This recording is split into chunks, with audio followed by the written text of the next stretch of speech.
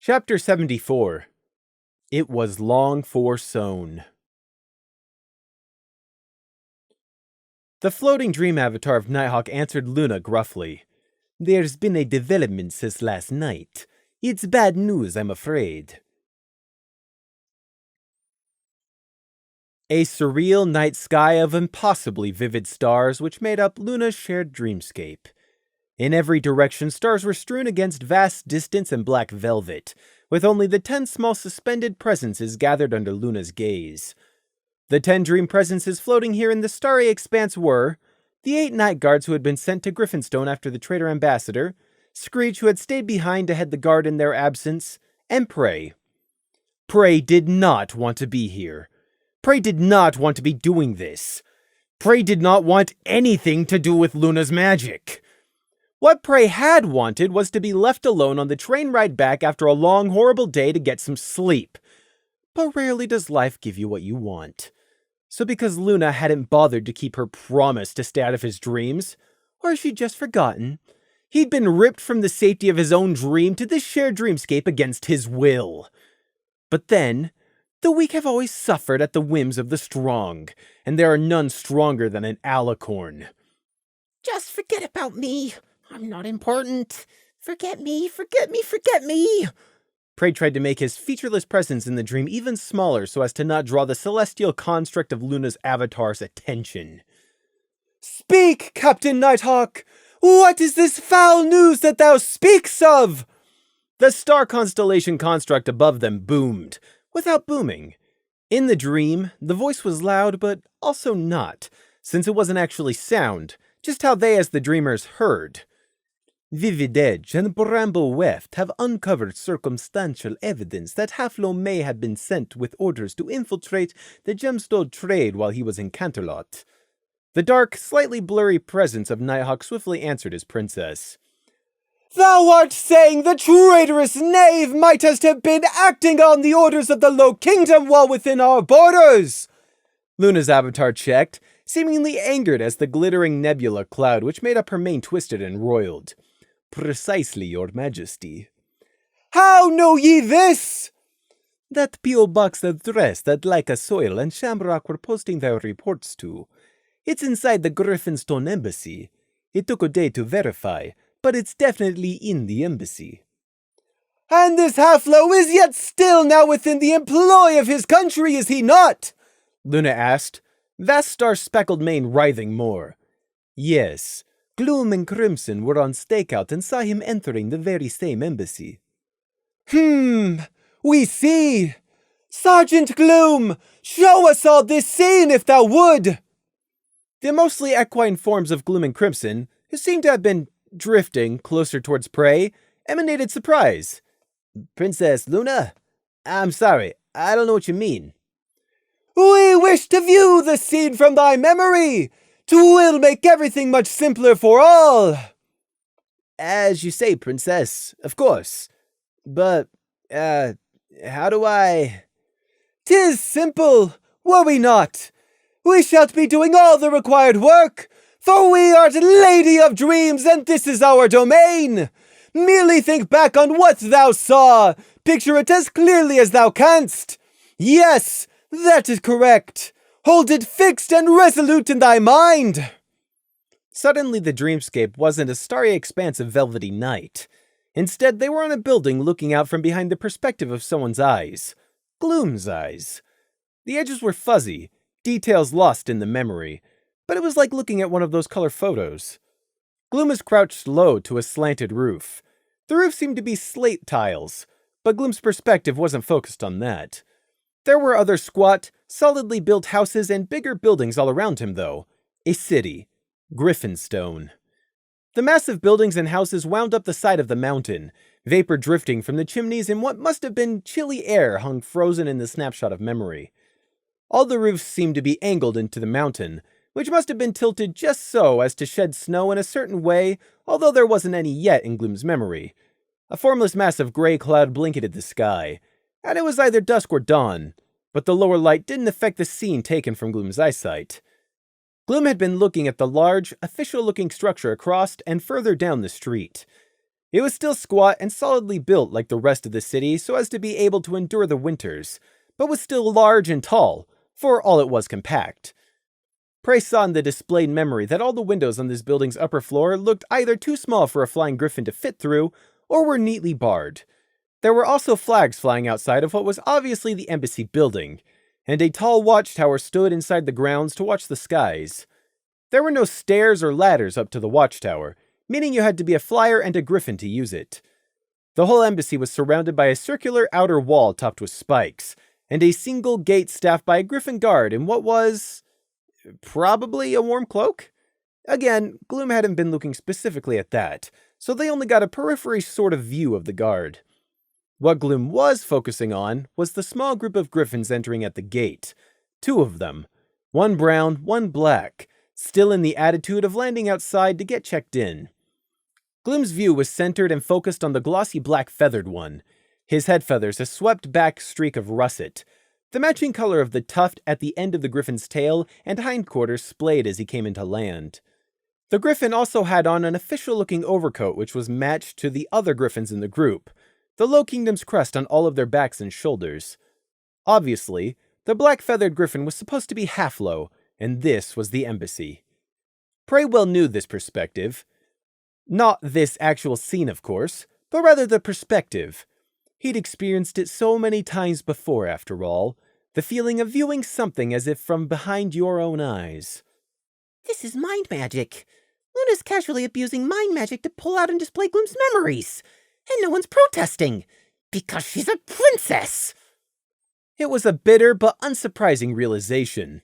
Although, this image wasn't quite as clear as the memories he got when delving into a victim's mind.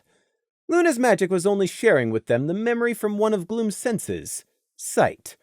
When Prey took a memory, he got the person's memory of touch, sound, taste, and smell to go along with whatever they were thinking at the time.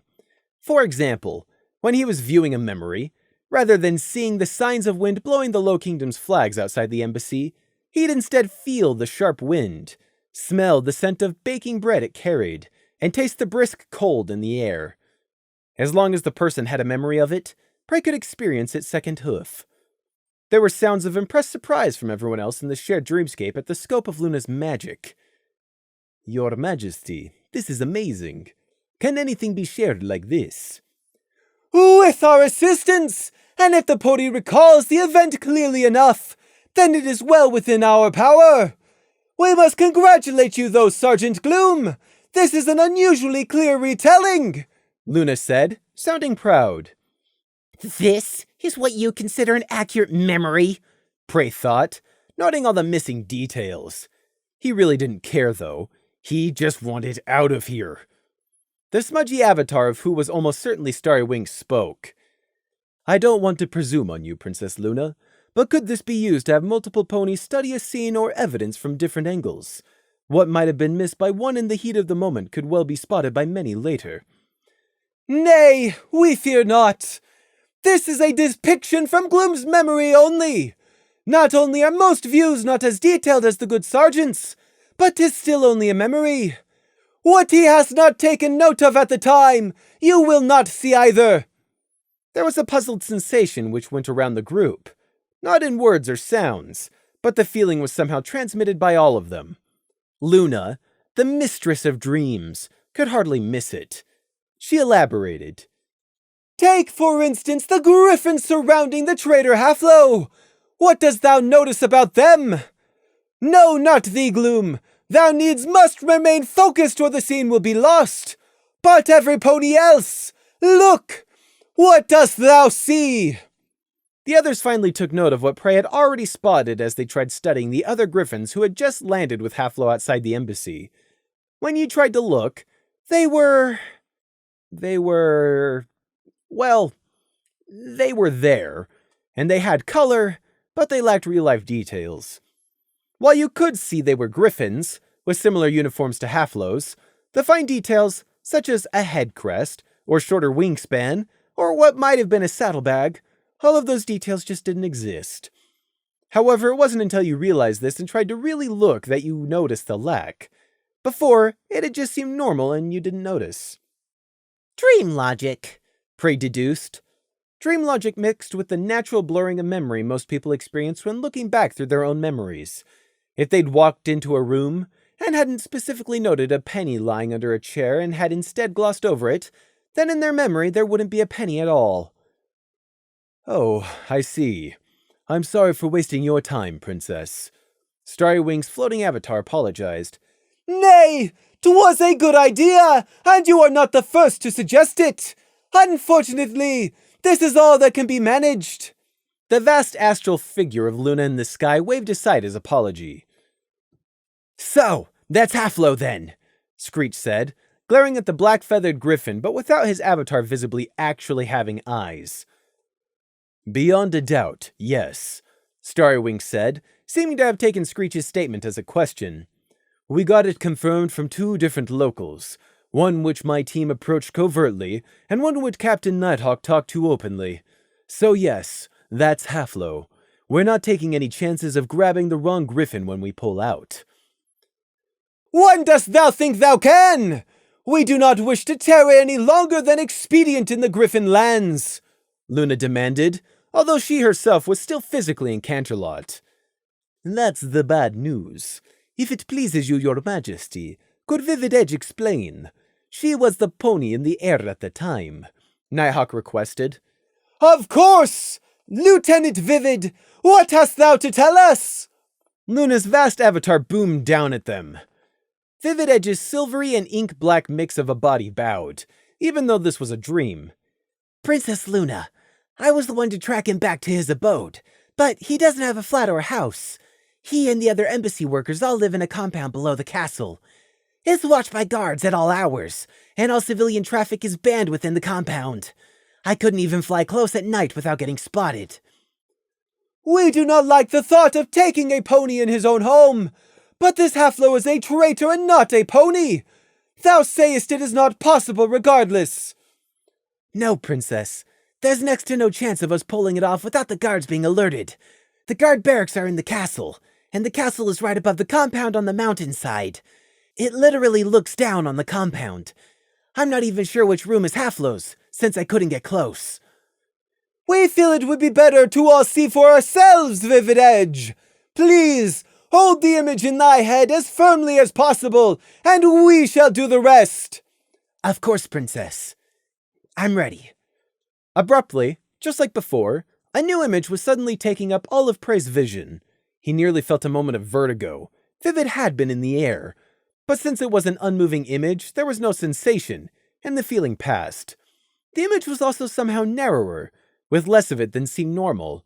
The cause was easy to guess. Since Vivid only had one eye in the waking world, this was the view she'd seen.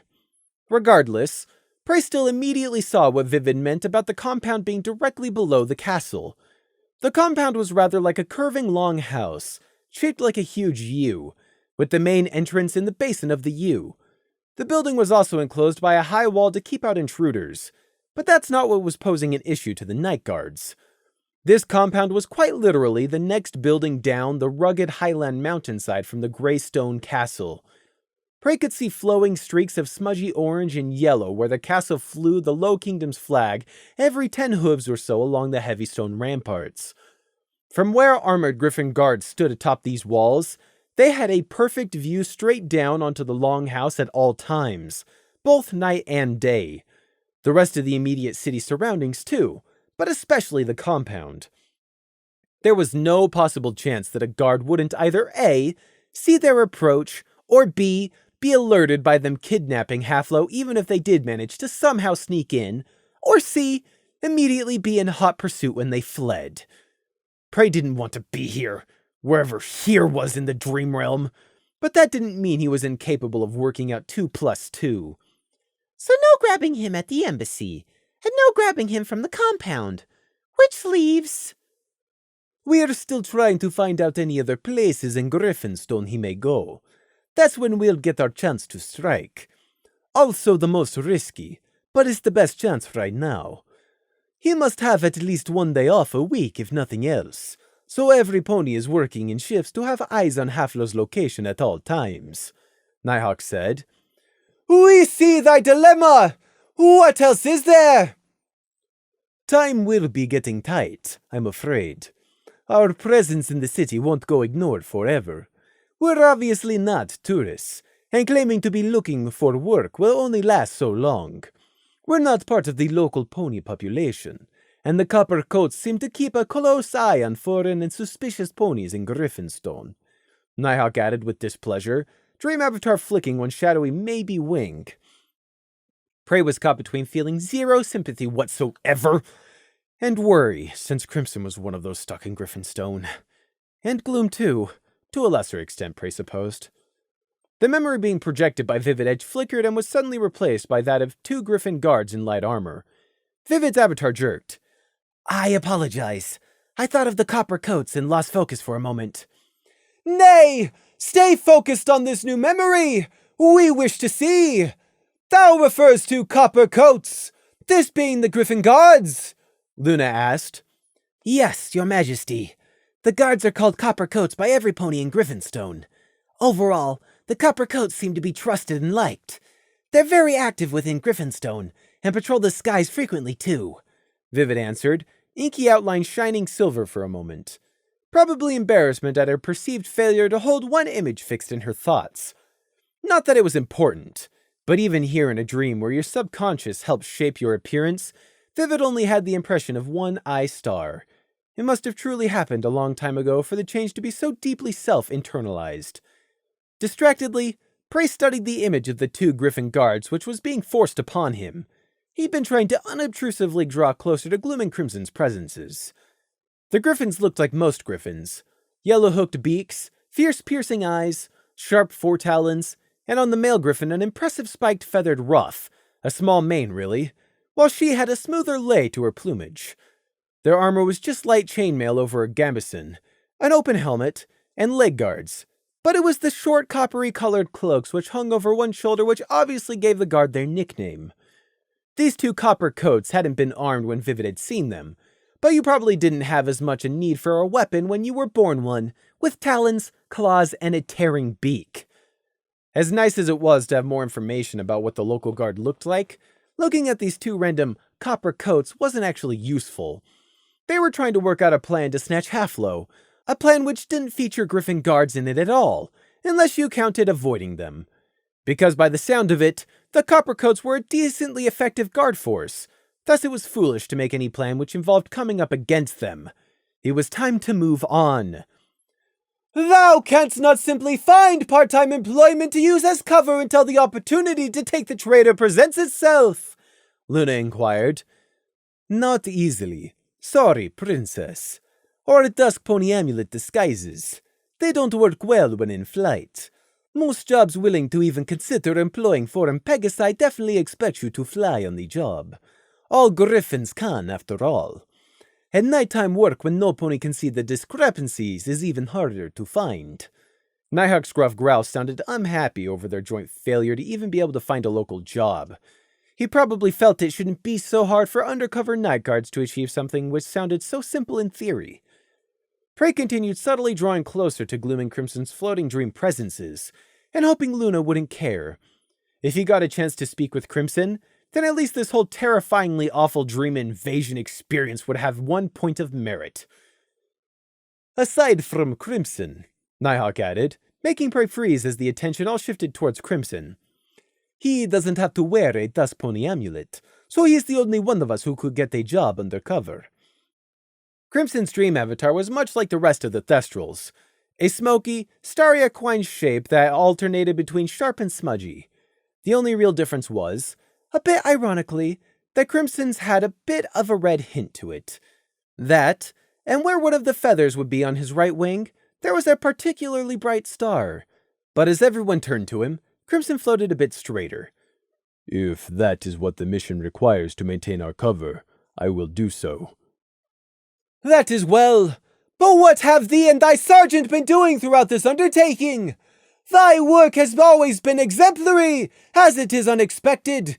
What surprises have thee for us this time?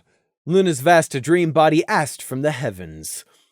Gloom was the one who stepped up, or floated up, to answer his princess's question. Our squad has been looking into the Griffin's own gemstone trade and mines. since that's what Halflo and his superiors seem to be interested in. Unfortunately, we haven't gotten much, and frankly it's worrying, Princess. 'Tis so? Please elaborate! Of course, Princess. I'm worried because there's so little to find. Sure, some of it can be contributed to us being foreigners and perhaps not knowing where to look, but where we've gotten next to no information. Because there is next to nothing to find. The Griffins don't have an industrial gem trade, and what there is all private small businesses. The Griffins just don't seem to have a large enough gem trade to be worried enough to try and meddle in ours. It doesn't make sense. They only have 2 mines total, and those aren't focused on gems but rather ores if I understand right. We're missing something, Princess. Gloom finished in frustration. To say nothing of how the Griffins simply lack the same magical capabilities to use or even properly identify igneous gemstones anyway, Starrywing quietly added. It was a good point. Outside of weather magic, which Pegasi naturally got to be more gifted in for some reason, Griffins didn't have any natural magic. The only way Prey knew of that Griffins had access to magic was through either ritual magic or witchcraft, which was certainly not a common thing. That, or dark magic, but such magic was illegal and feared for a reason, and even rarer to encounter outside of Equestria too. Despite the bigoted view most ponies held of Griffins, the Winged Lions weren't actually barbarous savages who loved violence. What you have brought to our attention is concerning, for if the Griffins lack the means wherewith to contest our precious stone market, then why have they so cravenly gone behind our backs to spy on our gem mines? Luna asked, loudly voicing the main issue. Gloom and Crimson could only shake their smoky, undefined heads. We don't know yet, Princess, but that just means it's something that isn't publicly available. The Low Kingdom is being careful to keep whatever it is a secret, Gloom said. Crimson shifted, hinted at wing feathers melding and reforming. Forgive me, but to go with what Sergeant Gloom said, there was one thing. We heard a single mention of a minister in the Low King's court hiring a private mining team for 2 weeks some months ago. I haven't been able to ask more than a few locals, and so can't confirm it for definite, but it sounded like the miners didn't say what they were hired for either. I mean, that sounds suspicious, but I don't know any more than that, Your Majesty. We're trying to get a solid confirmation on that one way or another still. It shouldn't in theory be linked, but I can't see any way it wouldn't end up being linked somehow since it's the Low Kingdom's officials. Starrywing's floating avatar was quick to add. The figure of Luna interposed against the night sky was silent for a long moment in contemplation while all of them below stopped to wait. A small part of Prey wondered why she chose to appear like that. Was it ingrained as an alicorn to constantly have to remind everyone else how small they were with these gestures of superiority? He hated that it worked, too. Presently, the mix of stars and night making up Luna's avatar came to her decision. Thou hast told us that, for the present, the rogue Halflo is beyond the reach of our justice, and that we must be patient. 'Tis frustrating to hear that justice must be delayed, but the rulers of the Griffin kingdoms have ever been cunning as they were greedy in centuries past. Now we see that time has not changed their feathered race. So be it! Thou hast thy mission, thou knowest the stakes, and we feel no need to belabor the point when thou art all well aware. In this we shall be patient, and trust our Captain Nighthawk's best judgment on the ground. So in other words, Luna was just announcing that she was frustrated by the Night Guard's lack of progress, but was willing to be patient and wait for now. Prey quietly wondered what she'd do to the black-feathered griffin when they actually kidnapped Halflo, but not too loudly. This was a dream in Luna's domain. If he wasn't careful, she might overhear him. The other 9 Night Guards' presences were all nodding or giving signs of understanding of Luna's summation, so Prey hurriedly ended his own feeling of yes. He'd been brought to this shared dream as a tag-along, an afterthought really. Perhaps Gloom or Crimson had asked for him, as the only absent member of the remaining ISND, but in the end, no one had asked him for any contributions or ideas.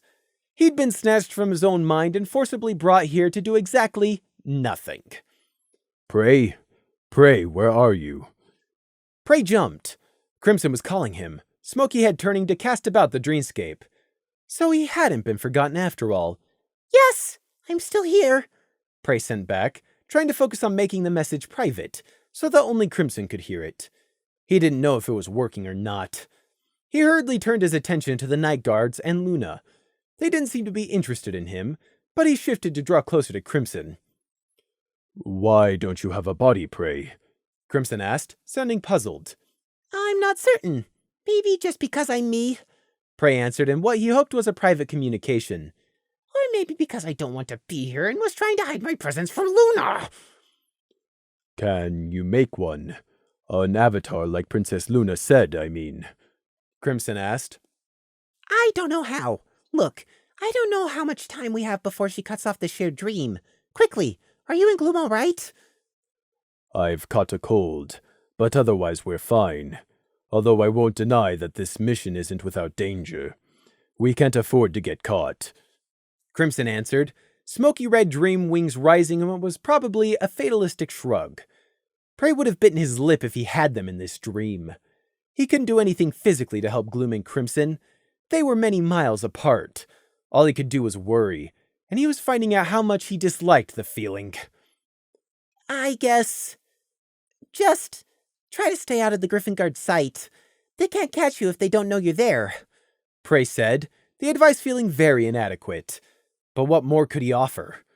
Crimson's face sharpened for a moment, and Prey could see pseudo-features. We'll be fine. I'll be fine. We're not going to make any sudden rash... Prey! Gloom's avatar interrupted them, floating or perhaps flapping closer. I can't see you, but I think I can feel you. Is that you? Yes, it's me. I just don't have a dream avatar. Prey answered distractedly. It's unsettling to talk to you without a body, but then this whole dream is surreal. I had no clue Her Majesty could do this, but it's amazing. Listen, Lieutenant Screech just told me you've gone to see a family. Gloom paused, obviously waiting to first see how he took that. Just being a disembodied presence, Prey didn't have to worry about masking his expression. That's right. You did? I'm sorry I could not go with you, like I promised I would. Crimson said. That's right. Crimson had promised that. Prey was silent for a dream moment. Sorry. You weren't here. Next time. Next time for certain. Crimson's smoky head gave a firm nod. If we are going to visit Gloom's clan caves, then it's only fair we meet your family too. I'll second that, Gloom echoed. I would very much like to meet your mother, Prey. Prey really missed being able to hear people's thoughts right now, because he couldn't tell what Gloom wasn't saying, and what the Thestral really meant by that. Did you... I mean, what did they say? Did everything go okay when you met? Pray, are you all right? Crimson asked cautiously. Prey coiled in defensively on himself. Why did Crimson have to go and ask? Why was he forcing Prey to invent a fictitious story of how he'd met his family again when he wished for nothing more than for that to be the truth? After the terrible, emotionally exhausting day Prey had just survived, the last thing he wanted was to be answering these questions all over again, while inside a dream controlled by Luna, who might or might not be listening in. We didn't... I mean, it was... Gloom and Crimson waited. Prey forced himself to try again, throwing together a believable story. So I went back, and when I got there... Luna cut across everything. Literally, the words Prey was trying to say stopped as Luna exerted her power over the shared dreamscape to silence everyone but herself. We shall now take our leave. Thou shalt all be returned to the dreams from whence you came. Dream, sleep safe under the stars, for night most surely does watch over you all. Luna's vast form was swirling in like a giant nebula whirlpool, drawing everything in the night sky of the dreamscape and them into it. It happened so fast. Again, the feeling of vast distance rushing up to meet you instead of you moving. Wait! Gloom! Crimson! Watch out for... A displacement of stars, the cool feeling of night air, Gloom & Crimson's presences vanishing, and then Prey was roughly dumped back into his own ashen gray mindscape. Or outer mindscape. Both were more or less one and the same for Prey. Prey seethed in the near featureless burnt gray forest of his mindscape. Snatched from my own mind, and then thrown out again just as suddenly, neither with any thought or care. But he was away from Luna now. He was safe. He'd gotten out of the shared dreamscape unscathed, and without doing anything further to draw her attention. Or ire. But Prey always remembered, and he wouldn't forget how casually Luna had violated this sanctuary yet again. How the others didn't seem to have been bothered in the slightest by being snatched up when they were supposed to be safely sleeping in another country entirely, Prey didn't know. Oh wait, I do know. It's because she's an alicorn princess. She can never do anything wrong in their books. Dream magic was only one step away from mind magic, and yet they viewed the first as a blessed opportunity when Luna used it on them. But if they ever knew Prey used the latter, they'd lock him up and throw away the key. It was just another scary reminder in a long chain of evidence that he was next to powerless before the Dark Alicorn. He was getting used to the constant reminders, but his heart still squeezed in fear each and every time it happened. Because one day, eventually, it was going to be a reminder he didn't walk away from. Like that first night Prey had been brought before Luna. She had shouted so loud that she burst his eardrum by accident. What if she accidentally electrocuted or crushed him in her magic next time? Something just then occurred to Prey. Why didn't Luna just go into Haflo's dreams for herself? Although there would have been no point if she were just trying to determine if the Griffin was guilty, since they already knew he was. And while it wasn't like capturing Haflo in a dream would have any impact on the physical world, Prey was certain beyond a doubt Luna could have still interrogated the Griffin. If she just kept Haflo in a confused dream state, like she obviously could, she could still find out the Griffin's schedule, plant suggestions in his subconsciousness, and maybe even view memories like she'd gotten Gloom and Vivid Edge to do. So why didn't she just do that? Prey focused. This could be vitally important. Why didn't she just do that? Did it not work on Griffins for some reason? If so, why could she visit his own dreams just fine then? He wasn't a pony, so that didn't seem to be it. Could she not find Haflo's dreams then?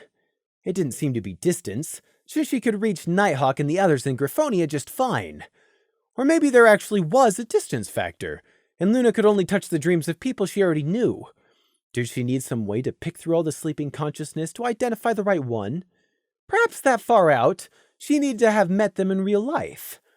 Or was it nothing like that, and Luna just didn't deign to lower herself to infiltrate the dreams of a lying traitor? In other words, could the reason just be pride? Did she think Nighthawk and the rest would be successful beyond a doubt, so there was no point in wasting her time? Prey didn't know the answer to any of his questions. He didn't have enough information. He never had enough information. But that was a dead end he was tired of going down, because he already knew well it led nowhere. He didn't know, and had no way of finding out. Before, he'd held the vague hope that distance could limit Luna's reach, but after tonight, that hope was gone. Who knows?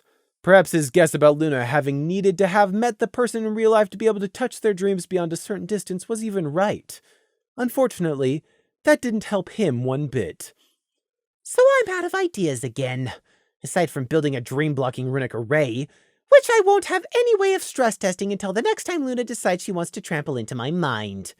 And even if it does work, that'll just alert Luna, so I can't even try the array until I've already figured out a way to get these vile tracer bands off, and I've already escaped. And if the dream-blocking array doesn't work correctly the very first time, then I'm still dead. Prey thought, bitterly resigned. And all of this was assuming he ever found a way to slip under the vast power of Alicorn magic, a magic which he had only glimpsed that once, but which was so much more vast than normal unicorn spellcasting. Cold gray ash drifted through Prey's mindscape, kicking up in eddies at his frustration across the burnt purple sky.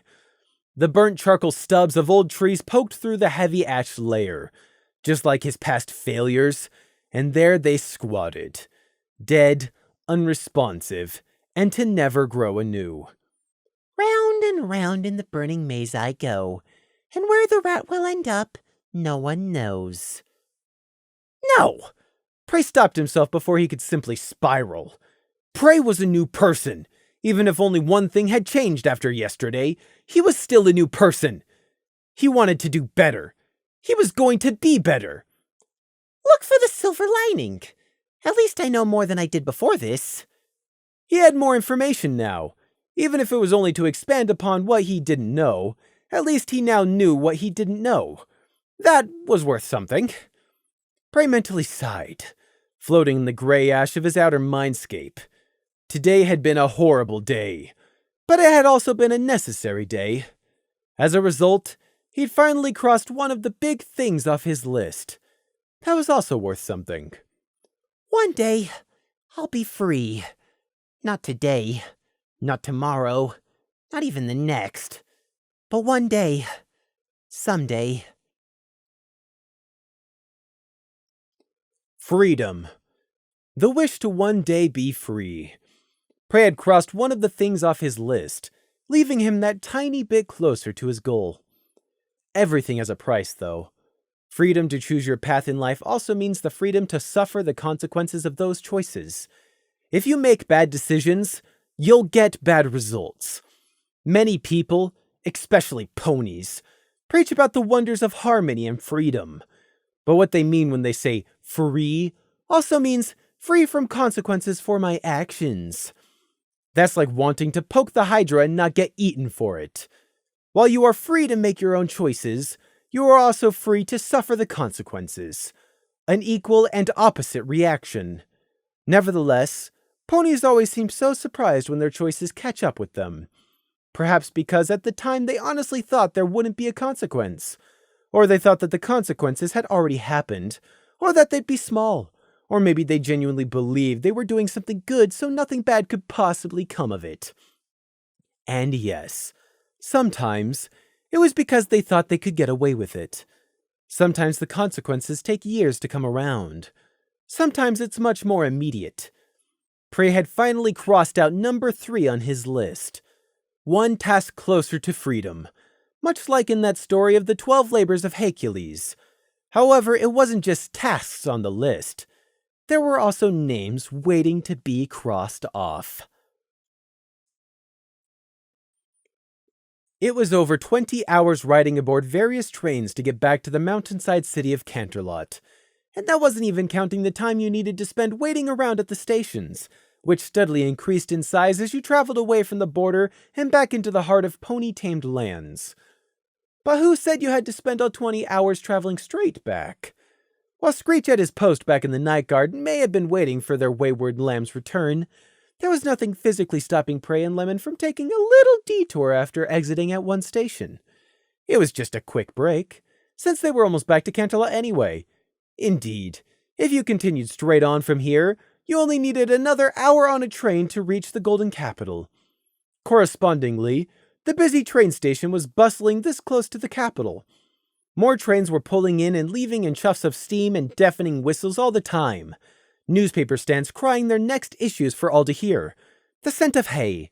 And of course everywhere, the pastel rainbow mix of ponies. Lemon casting simple illusionary disguises over them both. Just changing some basic details. Much easier than a veil of invisibility, for example. And if you didn't stick out, no one would remember you in a crowd.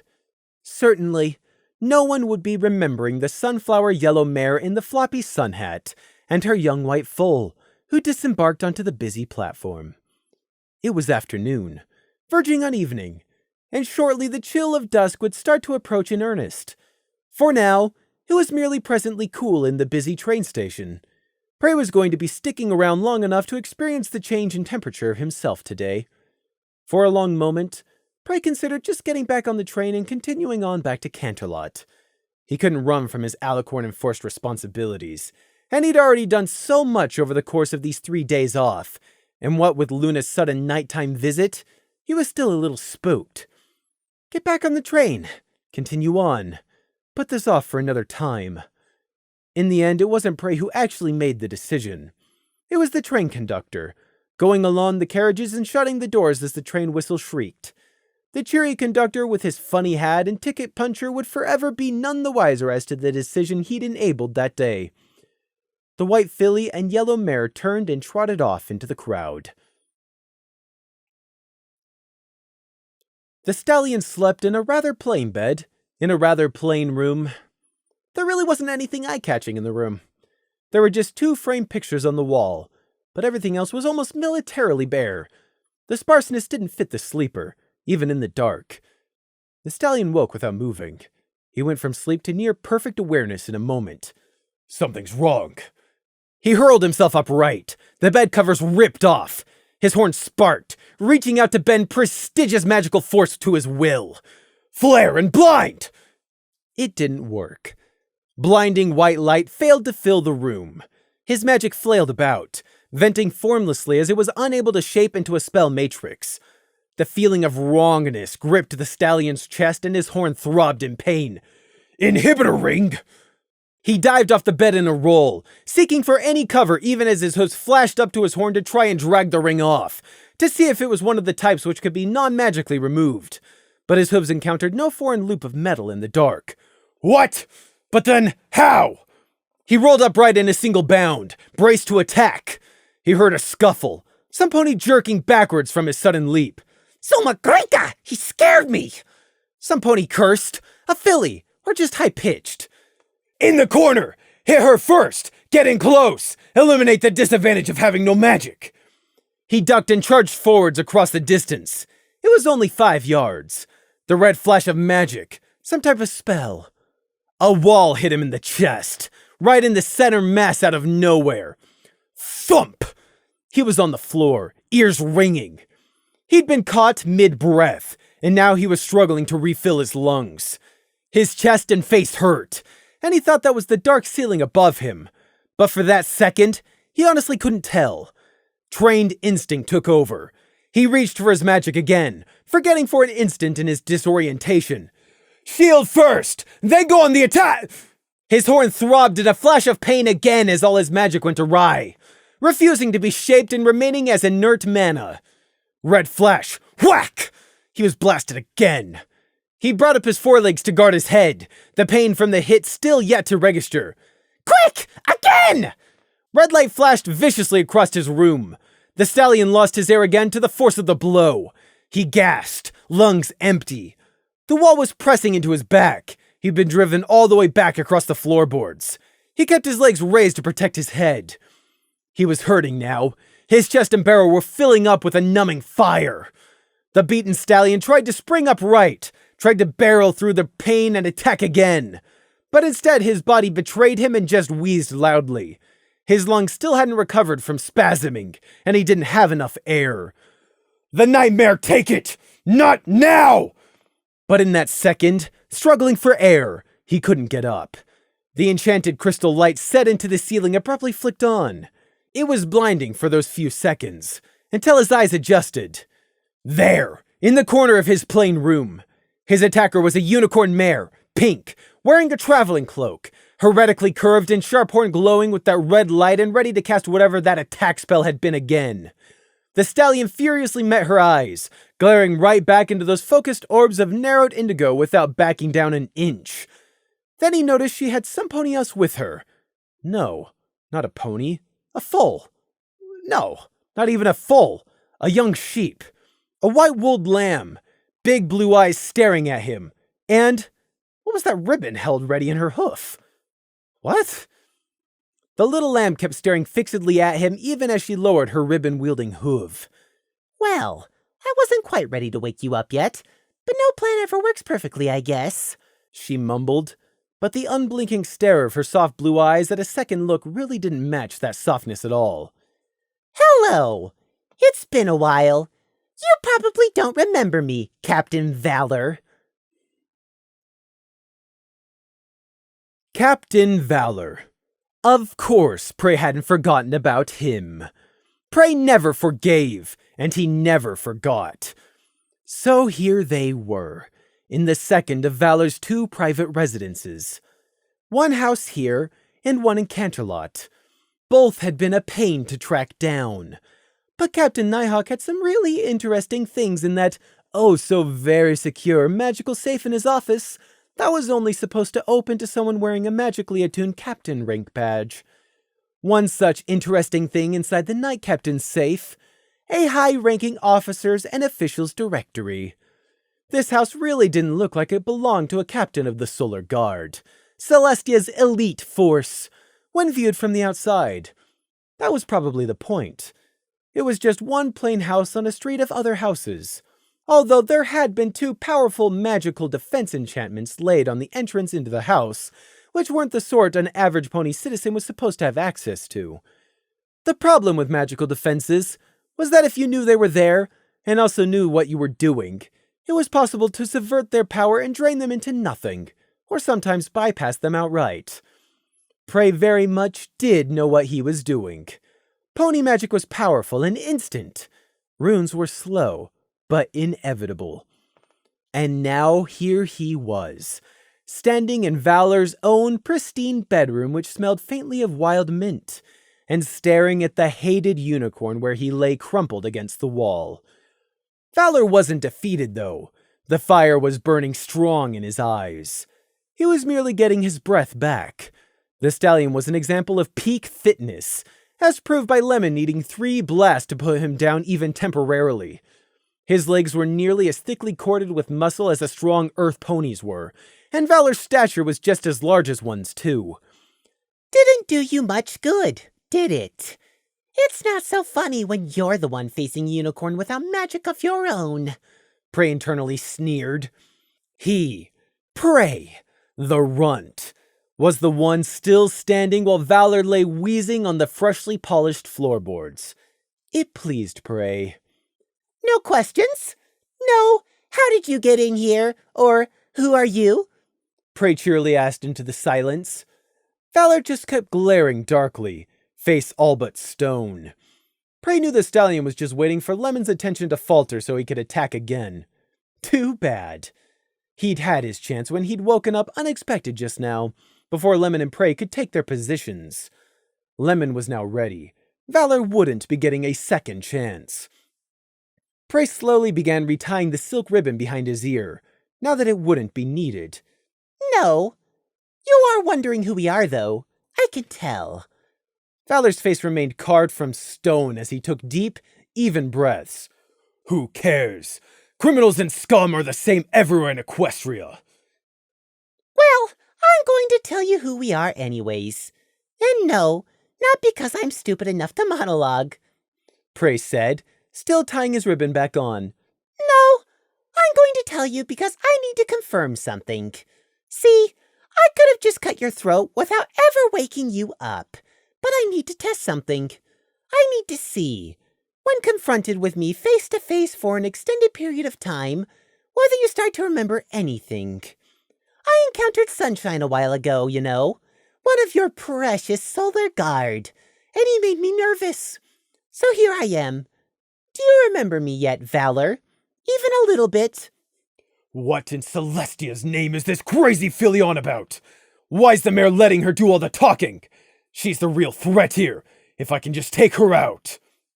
I'm not a filly, or you. I'm a ram, Prey interrupted Valor's thoughts. Again, Valor didn't even blink, not letting anything past his facade of stone. Yes, I can hear your thoughts. Yes, I'm a filthy mind leech. I'm repulsive and disgusting and... Actually, I haven't been called a heretic in that context before. And yes, I definitely have something to do with that spat of thefts and mind wipes in Vancouver. Know why? Because I was there. Know why I was there? Because you brought me there. Know where I was before you fetched me? Rotting in a cell in Dreverton. Ah, there. That was finally enough to get the Solar Guard captain's stone mask to slip. Even the name of the high-security prison was supposed to be a state secret. His eyes widened, and his ears twitched for a second. No, stay focused. It's still possible that this is all an elaborate bluff. Remember the training. Give them nothing. It's not a bluff, and what I want you're already giving me, by not giving it to me. All this is proving is that, so far, you can't remember anything. So let's add some more stimuli. Prey finished retying on his ribbon and let his ear drop back. He leaned slightly forwards. Does any of this ring any bells? Prisoner 452. Having me interrogate the noble cedar fields inside his mansion when he lost control and attacked me. A specially prepared cell in the Van Hoover City Guard Station. Hitting me in the stomach straight after meeting me just so I know my place. Goldbit and Sunshine guarding a certain prisoner. Goldbit later getting his mind shredded later that night on top of a building beside the river. Red-hot anger blazed up in Valor's mind. How dare they try and degrade the name of my Solar Guards! Goldbit gave more than these cravens will ever know! Valor's rolling spike of burning anger was so strong it was frightening. Beaten, magicless, and on the floor, Valor's anger was still legendary. It certainly frightened Prey for that split moment, before he caught himself, and then he got angry in turn. No! He doesn't get to frighten me anymore! This is why I'm here! To cross him off the list so I don't have to be afraid of him any longer! Goldbit was a racist, bigoted, filthy liar! The epitome of everything that's despicable about ponies! Prey spat back at Valor. He didn't deserve to be born a unicorn! He didn't deserve to have magic! He abused his power over me just because I was weaker! Well, he got what he deserved, and so will you! Valor couldn't just let that pass, throwing aside his vow of silence because he really is one of them mind leeches, so there's no point in holding out. Enough! Valor bellowed in the deafening voice of a guard captain, all but rattling the glass in the two lone picture frames. Enough! I will not stand for this! Goldbit gave his sanity to stop evils exactly like you! He gave it willingly, serving the land you stained with your bloody hooves! There is not one Solar Guard who would not gladly do the same to uphold their oath! We are sworn to Celestia, and that is why you will be stopped! You will be caught and returned to rot in Dreverton! A criminal cannot escape, cannot change, cannot stop justice! You will go down! Valor roared. Prey's ears rang in the enclosed space of the bedroom. If not for the silence bubble encapsulating the room, Prey would have been worried about a neighbor overhearing. As it was, it just made his ears and superior hearing hurt. His face twisted into something ugly as he glared back at Valor. And there's the temper I remember. You're one of those who always thinks if they're getting angry, then they must be in the right. I already said enough! I will not waste my time being subjected to this hateful rhetoric! Again, Prey's ears were left ringing. Don't do that again! Do you think I care what a mind-leech criminal wants? Prey flinched from the noise, not able to help himself. Criminals don't get to want! They gave away their agency when they chose to commit crime! Enough is enough!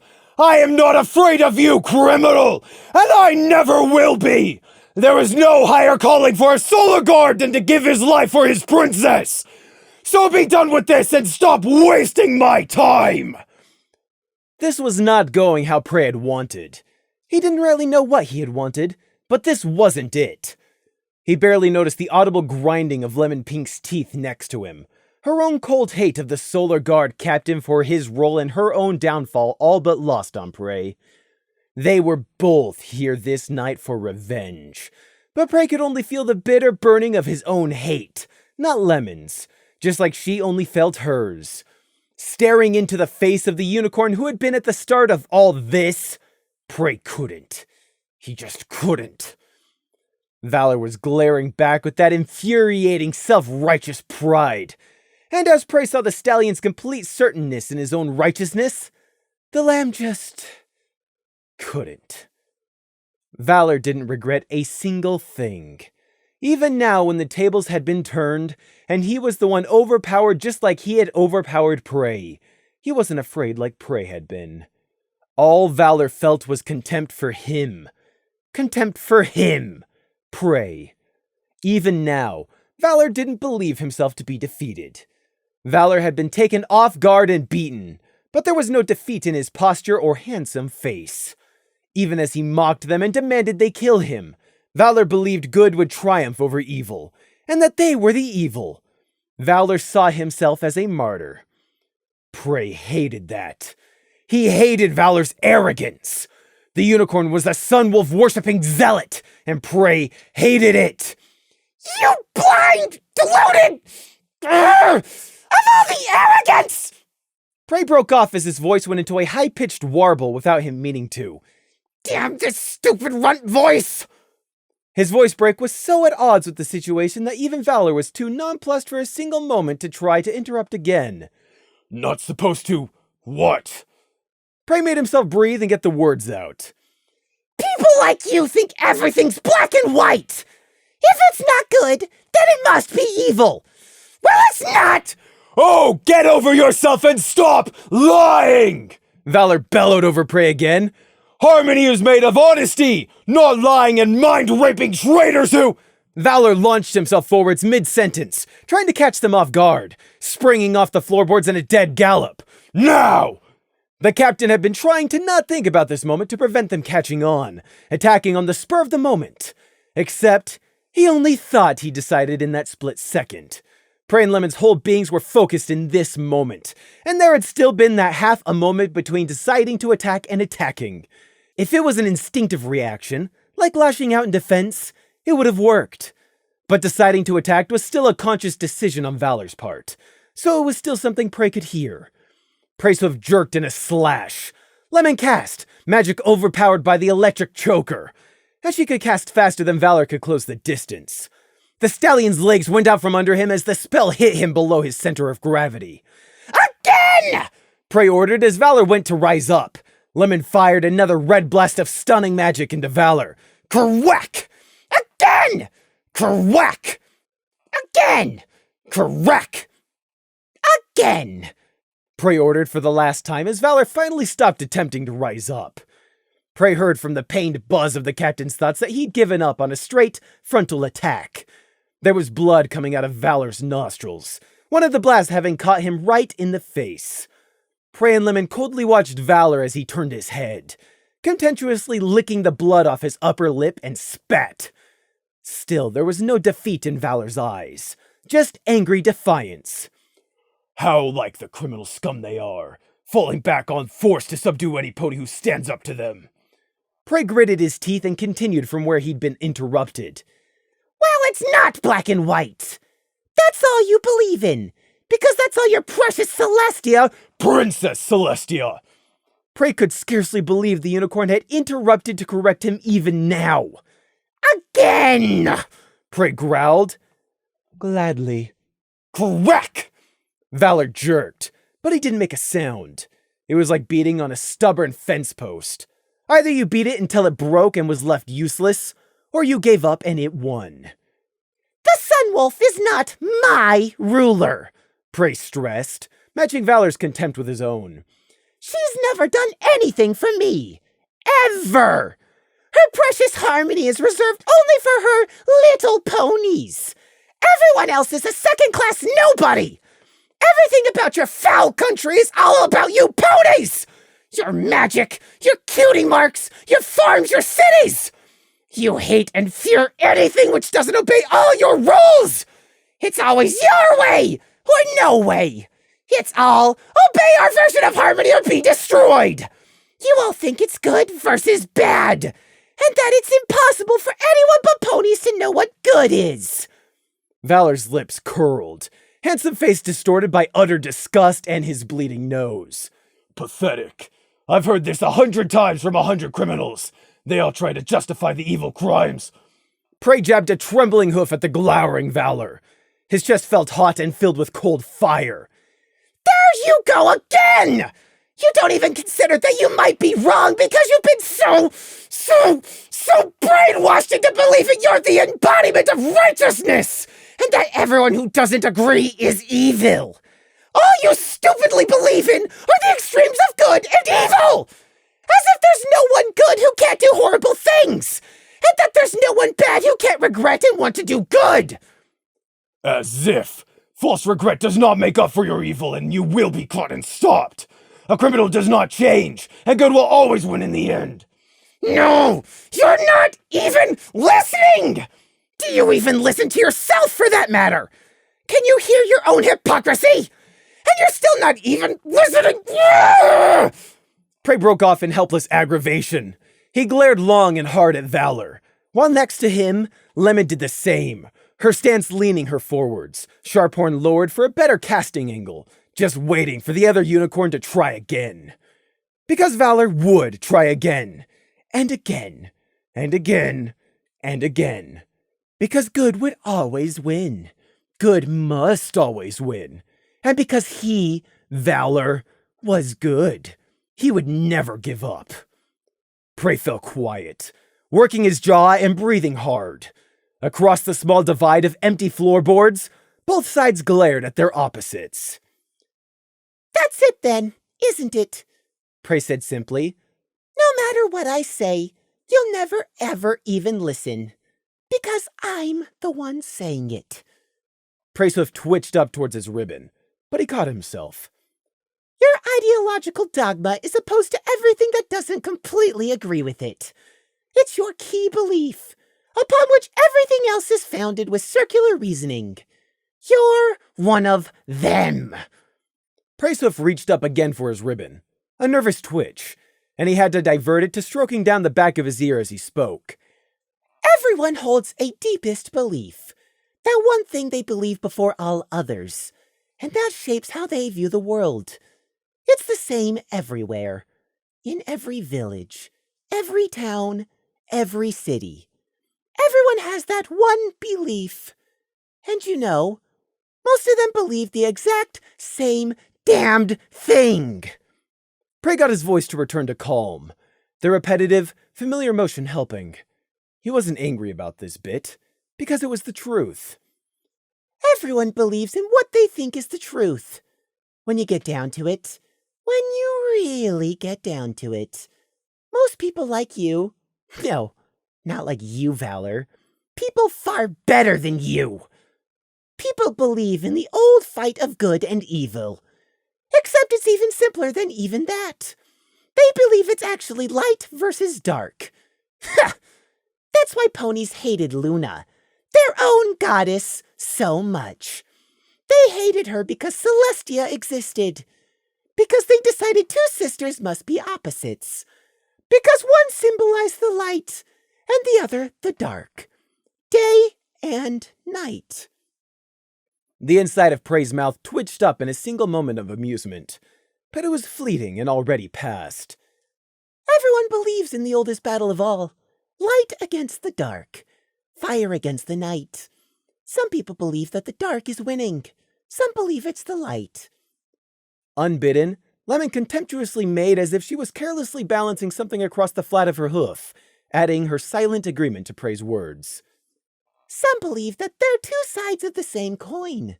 That darkness only exists because there is an absence of light, and that light is only the brief absence of darkness. Some despair that the dark is always pressing at the edge of the light. Others know that even the tiniest light drives back the dark. So yes, it's back to the oldest fight of all. Dark and light, light and dark. Prey shook his head, tisking. Tisk, tisk, tisk. Well, that's their belief. Their deep, subconscious, ideological belief. Their one fundamental truth. And perhaps it is the truth.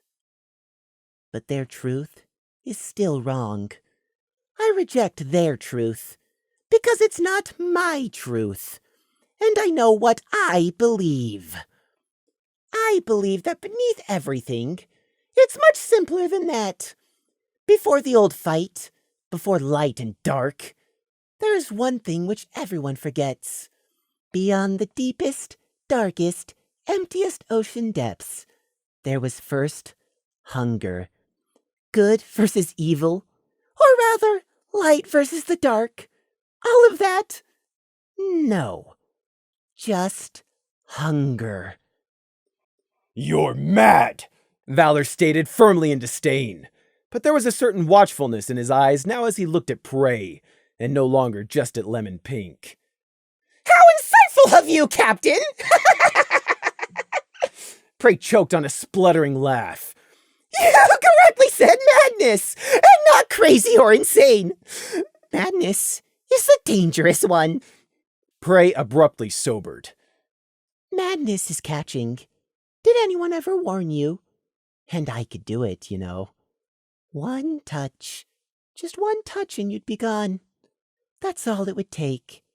I can break people's minds just like that. One touch. But I never do because it'll never work. There's always something in the way. Or I'll get caught. Or I still need them sane. But I could do it. I could. Prey held up his hoof, twisting it about to examine it. The golden tracer bands dully reflected the light. But still, I could, he muttered to himself. Valor warily watched the lamb's hoof as he held it up.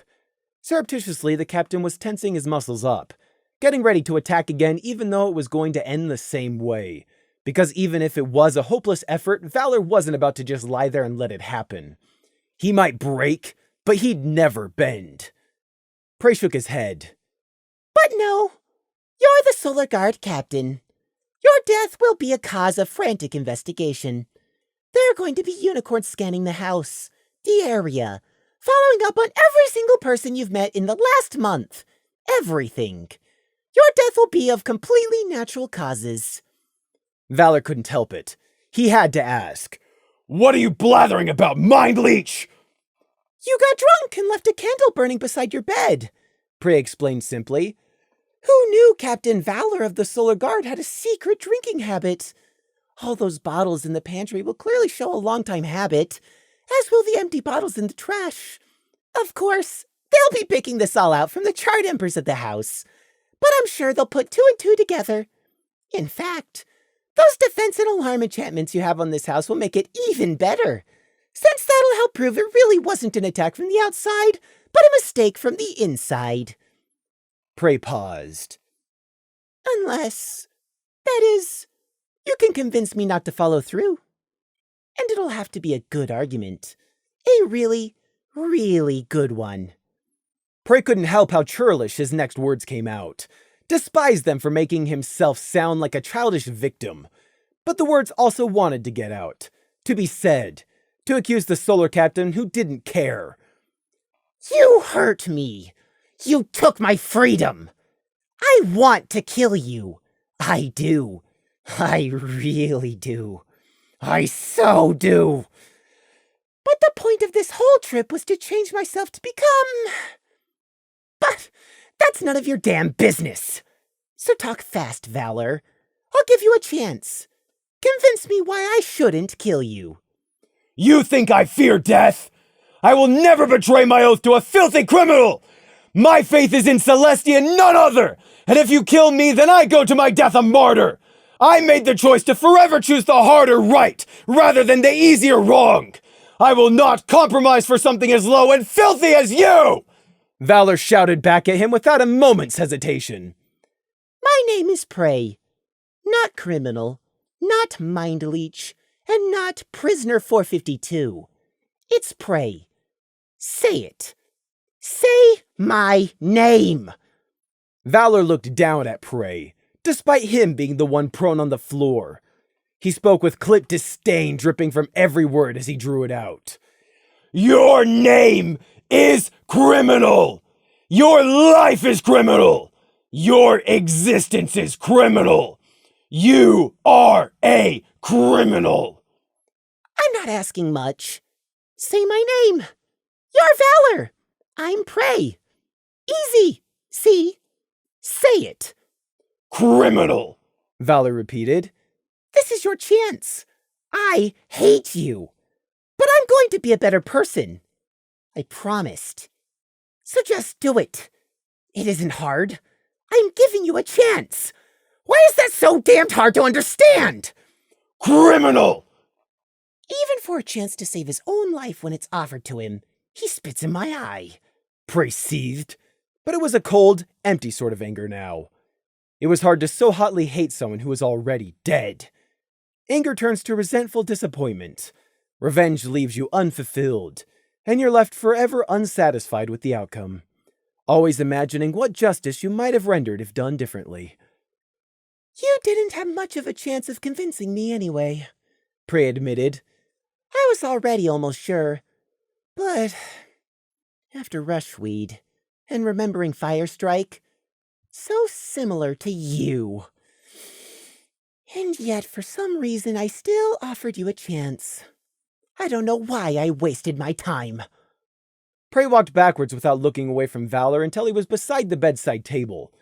It was just another pointless pony luxury, but in this case, the neat little table held one item of significance on it. Only the one. There was a box of tissues, a clock, and a small statue of Celestia. There had also been the captain's polished helmet set there, so it would be the first thing Valor could reach when he awoke. But Lemon had levitated it away while Valor was asleep. Prey was going to be having a close look at the mind-lock enchantment on the golden helmet. But that wasn't the important item, and neither were the other two. No, it was the little metal-painted figurine of the sun Alicorn placed there. Just for your information, Captain Valor, no one is coming. No one outside of this room has heard any of your shouting. And it isn't my companion who's casting the silence bubble on this room. I thought of that ahead of time, and I didn't want you possibly hearing us when breaking in. So it was all set up beforehoof.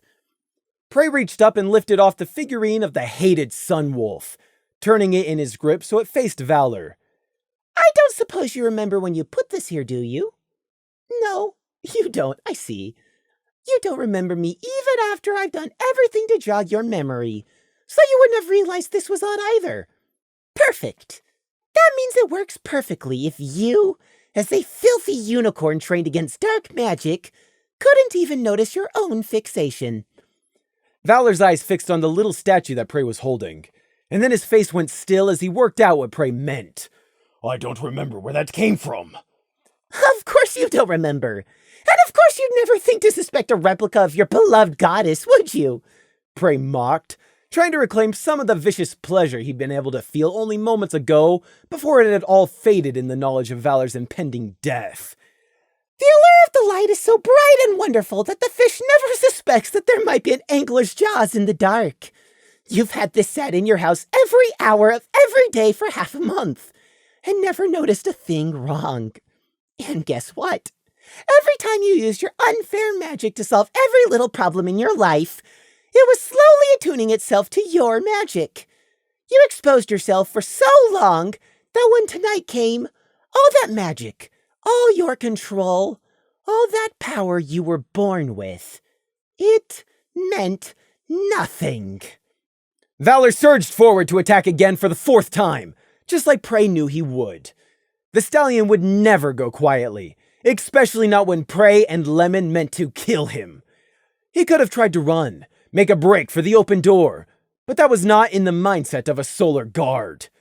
Evil stands before me! Never compromise!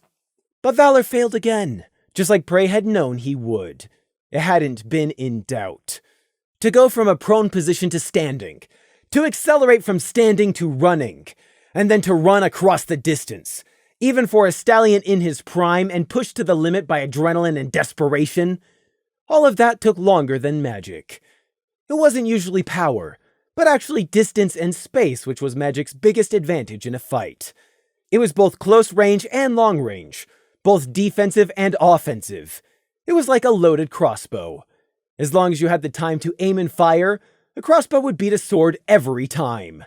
That was simply the unfair nature of magic all unicorns got to wield.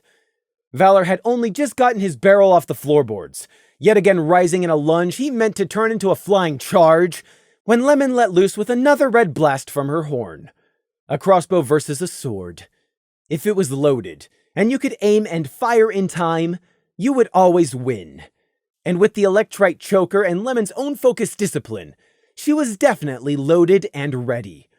The concussive spell hit Valor bodily back into the wall with a meaty smack. The stallion barely caught himself on his knees before his face hit the floor. where he stayed, wheezing noisily for air. Everyone needs to breathe, and Lemon was not holding back.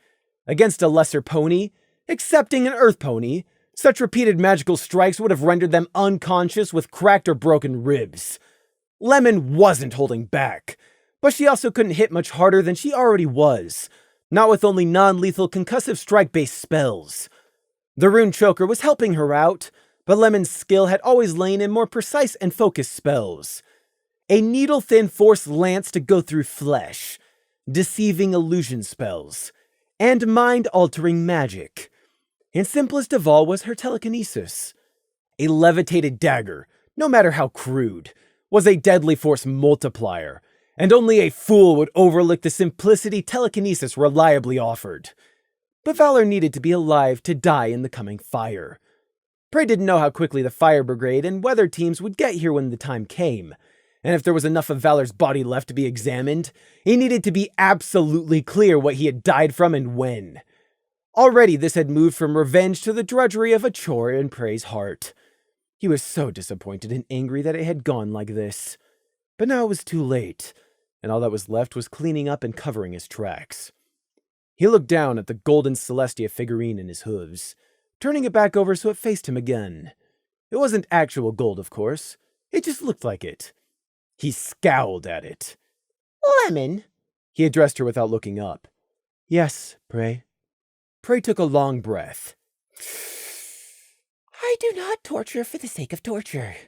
If Valor hadn't tried to keep attacking us, then we wouldn't have kept having to hit him. But by any and all dead gods, I still hate pain. I'm not going to draw this out any longer. I shouldn't have drawn it out this long to begin with. I got what I needed. Even under duress, he doesn't remember me. Let's just get this done. Yes, Prey. Valor looked up, jerkily rising on shaking legs. The sun will always rise. Never give in. And the stunning spell sank into his chest. Valor's battered body seized up for a moment, and then slumped onto the floorboards. But even then, he wasn't unconscious yet. Mind, though foggy and hazy, still refusing to yield. So Lemon stunned him again. Prey stood back and watched as Lemon levitated Valor's unconscious form and put him back into his bed on his side, tucking his muscled legs up to his body one by one, like most ponies did when they slept. Next, she lifted the crumpled blanket off the floor, giving it a good shakeout to let it drift down atop Valor's broad frame. She even took the time to tuck in the blanket's bottom edge. There could be nothing left to create doubt that Valor had died due to smoke inhalation in his sleep. Even the mightiest of unicorns had to sleep and breathe in the end.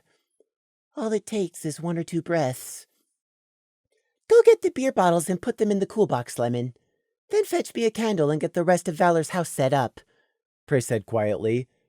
I'll set up the room in here with the fire runic array. Yes, Prey. I will be back in 10 minutes. Prey nodded vaguely as Lemon trotted out of the bedroom, the trailing end of her travel cloak the last thing to vanish. He'd put the candle in the bedside table, where the runic lure used to sit. It would be easy to believe that it had simply fallen over in the night and Valor simply never woken up. He'd be setting up the array right here beside Valor's bed, where it would be most lethal. Prey paused before he reached out to begin, looking at the blanket-covered form of Captain Valor of the Solar Guard on the bed. Murder. Murder. Always the same. So much to lose. So much to gain. But first... Prey stood on his hind legs, leaning up against the bed frame so he could reach, and lightly poked Valor on the cheek and... a breaking stone. A splintering nothing. An endless mouth. There. Now even if a miracle happens and he survives, no one will ever know of my involvement. Just like that. A single touch, a light poke, and Valor's mind was shattered. Just like that. So simple. So easy. Just a single touch and a person was mind dead. Prey had always been able to shatter a mind with just a touch. To shatter and rend a person irrevocably. It shouldn't only take a touch to kill someone, but yet that was all it took Prey to kill Valor. Just like that. Mind magic was unexplored and feared for a reason. Prey had been bound in heavy suppression chains in Dreverton for a reason. When someone could kill you with just a brush of the hoof, bump into you in a crowd, or simply walk up and pat you on the shoulder, what could you do about that? Prey deeply hated being touched, and he also hated touching anyone else, and not a small part of it was for this reason. Prey could kill a mind with a touch. It didn't come up often, and when you were in a life or death situation, sometimes there wasn't even an opportunity to get a hoof into range. It was the crossbow and the sword all over again.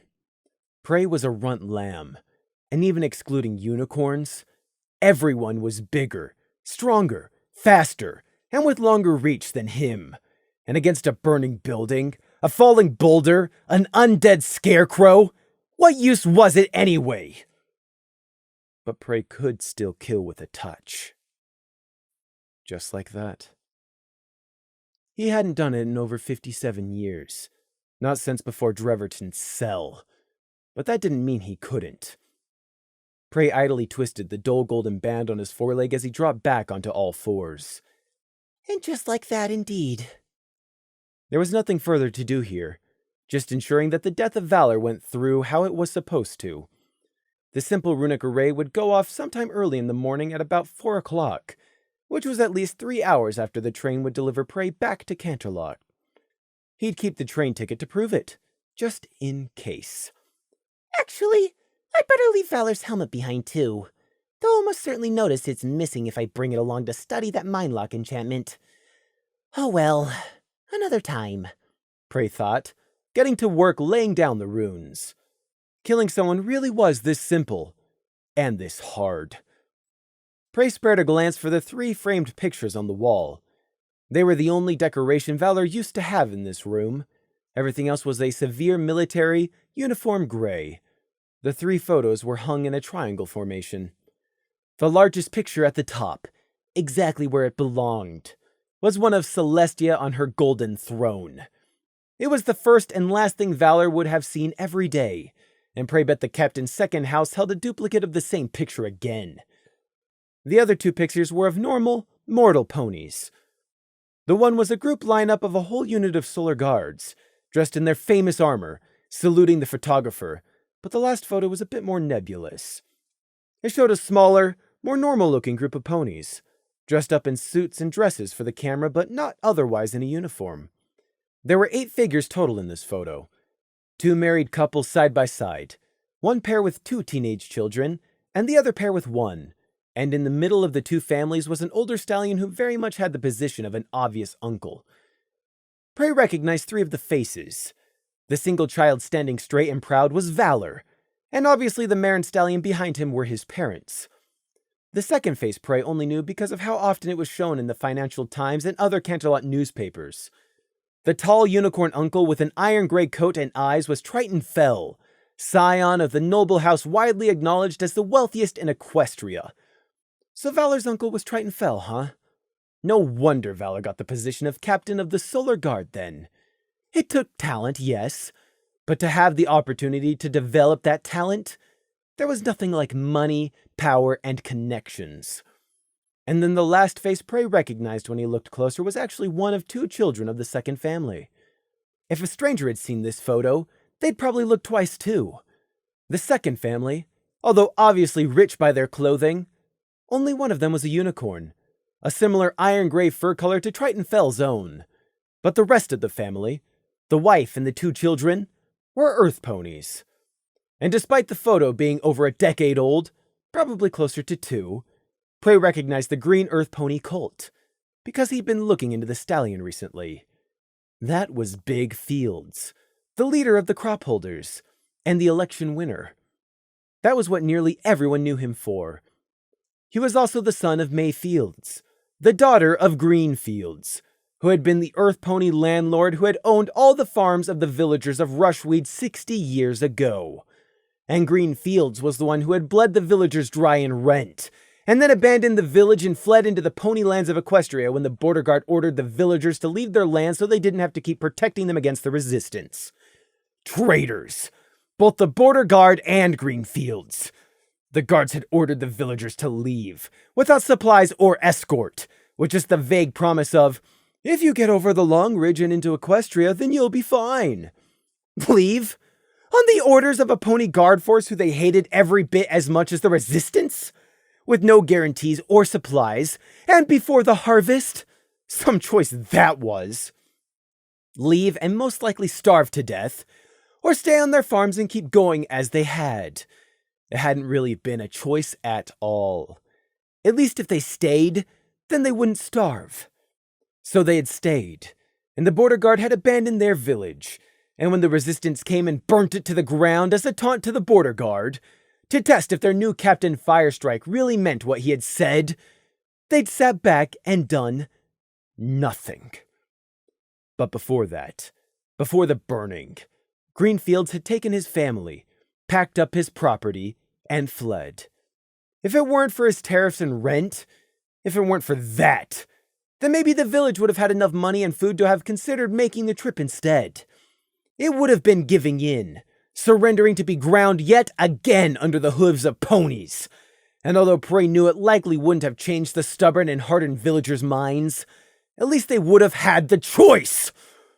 But could a son be guilty for the crimes of his father? How about his grandfather? Prey didn't know the answer. He didn't know if he was going to follow through on this revenge. But he was going to find out.